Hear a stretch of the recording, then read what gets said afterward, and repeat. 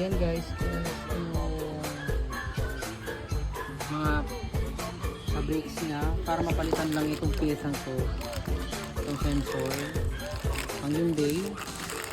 Ito yung ano para kaya umiilaw lagi ABS, tapos yung sa traction yung ano tawag doon, basta yung tatlong sensor na umiilaw dahil dito.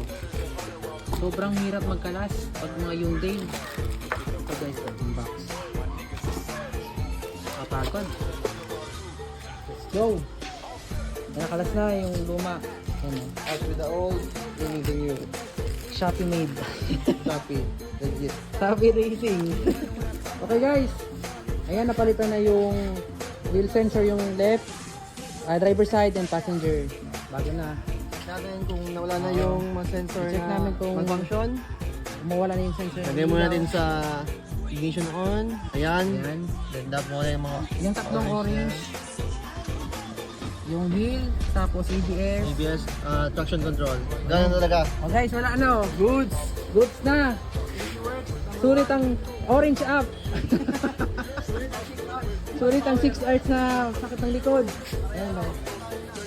Ano to? Santa Fe. Panalo. Next project, shock mounting. Shock mounting. Check namin yung shock mounting. Ito o. Ito lang pag eh. Flip it. Yan, check namin shock mounting. Ay meron na. Kaya pala guys, may kalampag to. Yan, next namin project. Shock mounting. Kasi kung makita nyo, pawis na siya. Ayan o. Yung sa kabila, hindi pa.